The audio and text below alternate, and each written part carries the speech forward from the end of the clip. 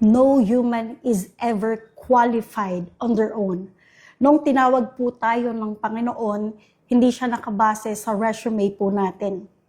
Hindi niya sinukat yung halaga natin sa talento na meron po tayo kung meron nga ho ba talaga. Hindi siya nakatingin sa educational background po natin. Maging sa mga achievements and experiences natin sa buhay, hindi siya nakadepende sa estado po ng buhay po natin. But God sees our hearts. When God calls us to something, He equips you for it.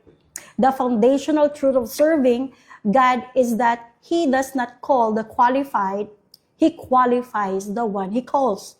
Ang pusong willing maglingkod sa Diyos, ang pusong willing makinig sa Diyos, ang pusong willing sumunod sa Diyos, a heart willing to serve is all that God requires. Ang sabi nga po ni Pastor Larry, tandaan natin na iba ang pamamaraan po ng Diyos. Madalas, ang pinipili niya ay hindi kwalipikado, hindi inaasahan at tila walang halaga, pero sa paningin po ng Diyos, tayo po ay sobrang valuable. Ang hinahanap ng Diyos ay hindi ang abilidad mo, kundi ang availability mo. Intentional ng Diyos piliin ang mga least qualified para mas maging malinaw, makita ang kaluwalhatian po ng Diyos sa pamamagitan po ng mga taong ito. Minsan, walang itsura. Minsan, walang kakayahan. Wala sa pinag-aralan. Pero ang sigurado ay ang mga taong marunong magpakumbaba na sasabihin po sa Panginoon, apart from you, Lord, I can do nothing. Hindi hintayin ng Diyos na maging maayos muna ang buhay mo para tawagin ka niya. Hindi na aantayin ng Diyos na magkaroon ka ng perfect knowledge bago ka patawagin ng Diyos. Throughout history, He has chosen ordinary, mga ordinaryong tao, flawed, may depekto, and feeble, mahina, to accomplish His greatest purpose. Moses felt he wasn't a good speaker, yet God made him a deliverer. David was young, overlooked shepherd boy, yet he became a king and a man after God's own heart. The apostles were ordinary fishermen, but there was no doubt made them fishers of men. Your qualifications do not come from a university degree or flawless track record, but from His grace alone. As it says in 2 Corinthians chapter 3, verses 5 to 6, our sufficiency comes from God. Kung sa aming sarili lamang ay wala kaming kakayahang gawing ito, subalit ang aming kakayahan ay kaloob ng Diyos. Verse 6, binigyan niya kami ng kakayahang maging mga lingkod ng bagong tipan, hindi sa pamamagitan ng batas na nakasulat, kundi sa pamamagitan po ng Espiritu. Ang batas na nakasulat ay pumapatay, ngunit ang Espiritu ay nagbibigay buhay. The truth is that none of us are ultimately qualified. Amen po ba? So, what truly qualifies us then? Jesus is the only one who can qualify us. Amen po. Jesus does not call the qualified, rather, He qualifies the called. Calling the unqualified has always been God's specialty. Therefore, we must continue to step out in our faith, embracing the Lord's calling upon our lives and trusting Him to guide us every step of the way. As the psalmist proclaims, where does my help come from? Saan po ba nanggagaling ang tulong? My help comes from the Lord, the maker of heaven and earth. In Psalm 121 verse 1. We may not be worthy or feel unworthy, but there is only who is truly worthy, and that is Jesus Christ. Apostle Paul proclaims, He saved us and called us to a holy calling, not because of our works, but because of His own purposes and grace.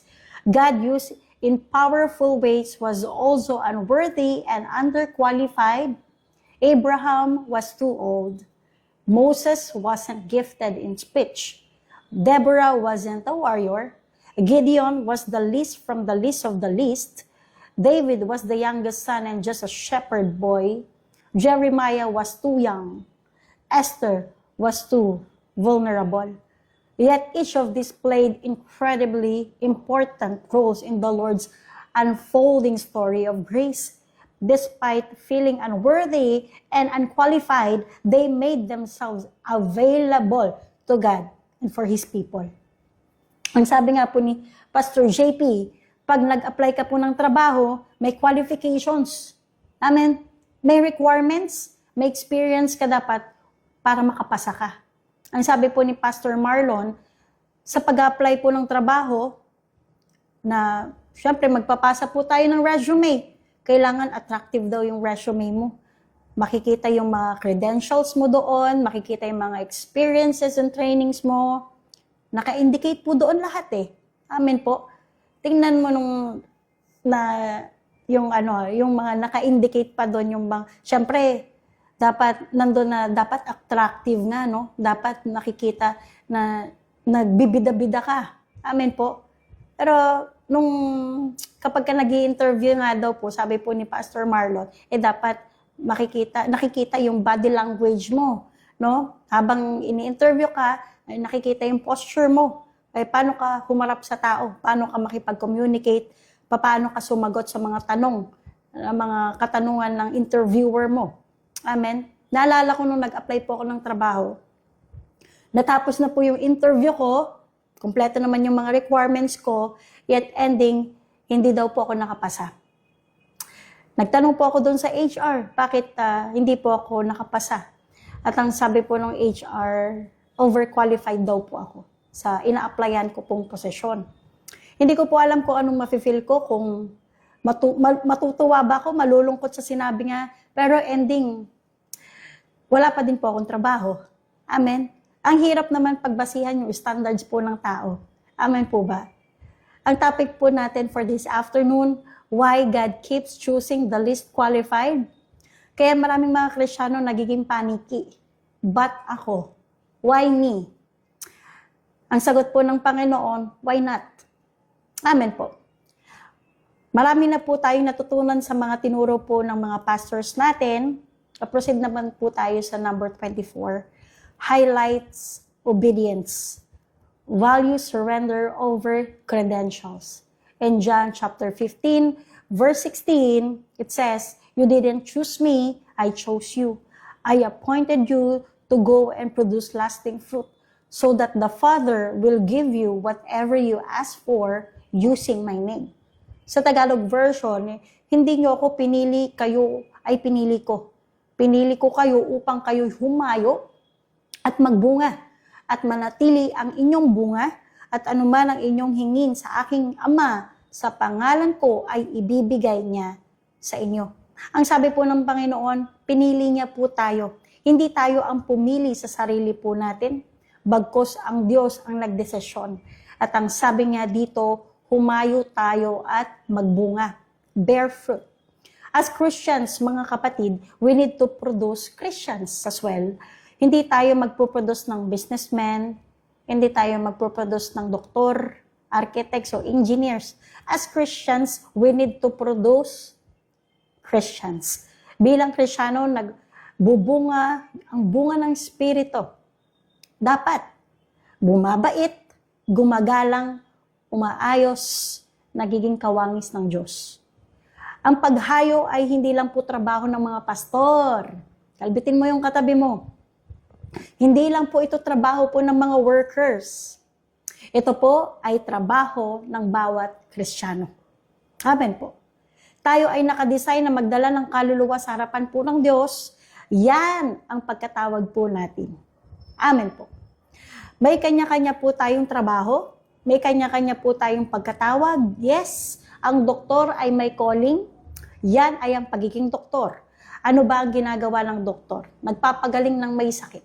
Nag-aral sila, nag-training po sila, nag-board exam po sila, nakapasa sila upang magpagaling. Sorry sa term, hindi para pumatay. Amen po. Kung tayo po ay may calling sa Panginoon, dapat tinutugon po natin ito. Ang purpose natin hindi maglayo sa tao, maglayo ng tao sa Diyos, kundi maglapit Amen po ba? Ang purpose natin ay bumuhay ng tao at hindi pumatay. Ang purpose natin ay magpatong ng kamay sa may sakit, hindi mananakit. Amen po. Tayo ay tinawag na humayo at hindi lumayo. Kung ikaw ay Kristiyano na walang ginagawa para po sa Panginoon, para kang doktor na walang naipagaling. Para kang abogado na walang naipanalo. Para kang basketballista na walang naishoot.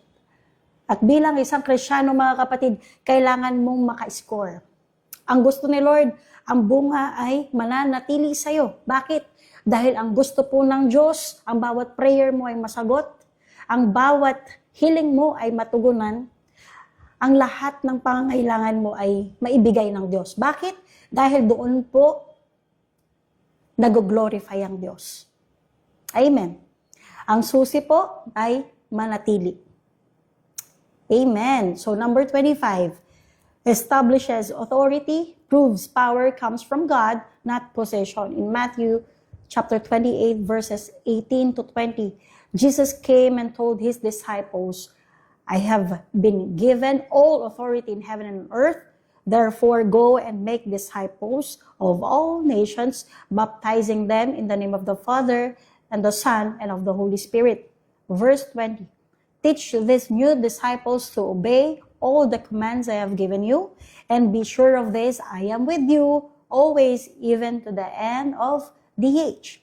Ito ang Great Commission po ng Diyos. Sa langit, si Jesus po ay nagkaroon po ng coronation. He was led to the presence of His Father. Siya ay namatay sa krus ng Kalbaryo. Yes, siya po muling nabuhay at umakyat po sa langit. At siya po ay nagtagumpay. Pagpasok po ni Jesus sa langit, nagkaroon po ng grand entrance at ibinigay sa Kanya. Daniel chapter 7 verse 14, and to Him was given authority, sovereign power, dominion, and glory, and a kingdom, that all peoples, nations, and languages should serve Him. Sa Tagalog, binigyan siya ng kapamahalaan, ng karangalan, at ng kaharian upang paglingkuran siya ng lahat ng tao sa bawat bansa at wika. Ang pamamahala niya ay hindi magwawakas at ang kanyang kaharian ay hindi mawawasak. Therefore, the church will be able to successfully disciple the nation, not just to try, pero andun po ang garantiya ng Panginoon sa lahat ng tinawag niya. The church will be able to successfully disciple the nation. Lahat ng bansa ay sasamba sa Panginoong Jesus. Amen. In order to successfully disciple the nation, ang susi ay si Jesus. Wala na pong iba. Ang pangako po niya, I will be with you until the very end of the age. Ang church ay magtatagumpay dahil ang pangako ni Jesus, all the days of our lives, the Lord will be with us. Kasama po natin ang Panginoon. Bakit po ba tayo mag-aalinlangan na tumugon sa pagkatawag po ng Diyos kung ibinigay na sa atin ang katagumpayan? Ibinigay na ng Diyos ang katagumpayan sa atin. At walang iba kundi si Jesus na sumasabaybay po sa atin. Amen. Number 26, displays His glory, ensures praise goes to God alone. Isaiah chapter 42, verse 8. I am the Lord, that is my name. I will not give my glory to anyone else, nor share my praise with carved idols. Sa Tagalog, ako si Yahweh, yan ang aking pangalan. Walang makakaangkin ng aking karangalan, ang papuri sa akin, hindi sa Diyos-Diyosan. Isaiah 42 verse 8, obviously, clear God alone deserves glory. Narapat lamang po ibigay natin sa Diyos yung lahat ng pagpupuri. Amen? God alone deserves our worship, so we should flee every form of idolatry. Sa commandment po ng Diyos na ibinigay kay Moises sa Exodus chapter 20 verses 4 to 5, babanggitin ko po yung dalawa. Ang sabi niya dito, number 1, I am the Lord your God, you shall not have other gods besides me. Number 2, you shall not make for yourself an image in the form of anything in heaven above or on the earth beneath or in the waters below. You shall not bow down to them or worship them, for I, the Lord your God, am a jealous God. Ang Diyos, hindi nga ito-tolerate na may ibang Diyos kang sasambahin. Hindi pwede sa Kanya yon, mga kapatid. Excuse me po, sino dito nagpapahiram ng kanyang toothbrush? Yan. Wala naman po, amen. Hindi mo gagawin yun eh. Kasi sa'yo yun eh. Personal mo yun eh. Ganon din po ang Diyos. Ang pagsamba ay hindi nga isi-share kanino man. Sa Kanya lang po yun. Ayaw po ng Diyos may ka-share, may exclusivity pagdating po sa Panginoon. At ang sabi po niya, akong si Yahweh na iyong Diyos ay mapanibughuin. He is a jealous God. Kaya ang sabi ng Bible, we cannot serve two masters. Amen po. Dahil ang pagsamba at paglilingkod po ay napakalapit sa puso po ng Diyos. The very nature of God's calling is that it stretches beyond our comfort zone and ability, forcing us to rely completely on Him. So, ano po ba talaga ang ibig sabihin po ng calling? Ayan, tanungin mo nga yung katabi mo, ano po ba ang ibig sabihin ng calling? In spiritual definition, when we say God is calling you, yung calling po na yan ay imbitasyon po ng Diyos. The calling is the invitation of God for you to live beyond our capacity. Iniimbitahan po tayo ng Panginoon sa isang buhay na labas sa ating kakayanan. Sino po ba ang may gusto nun? Amen. Where you see failure, God sees opportunity for growth. When you see weaknesses, God sees opportunity to display His strength. Maaari sa paningin po ng tao, hindi po tayo pasado sa kanilang standard. Napakataas naman ang standard nila.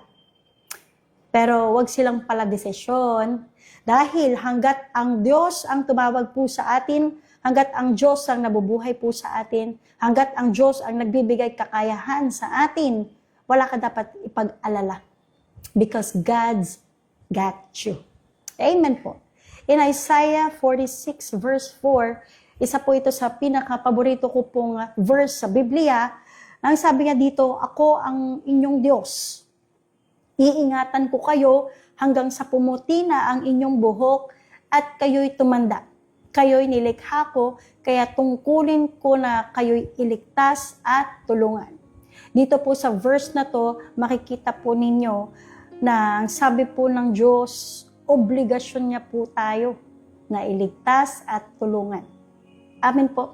Hanggat humihinga pa po tayo mga kapatid, hanggat may pulso pa po tayo mga kapatid, hanggat tumitibok pa ang puso po natin, tayo po ay tinawag ng Diyos na maglingkod sa Kanya. Yun lang po sa hapon po na ito, tayo po ay manalangin.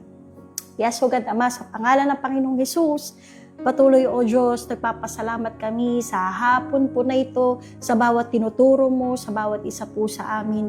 Lord, dalangin namin, O God, na maging malinaw sa amin ang pagkatawag mo, O Diyos. Bigyan mo kami ng compassionate heart, bigyan mo kami ng passion, Panginoon, sa paglilingkod. Turuan mo kami kung papaano ka namin paglingkuran, papaano ka namin malugod at mapangiti.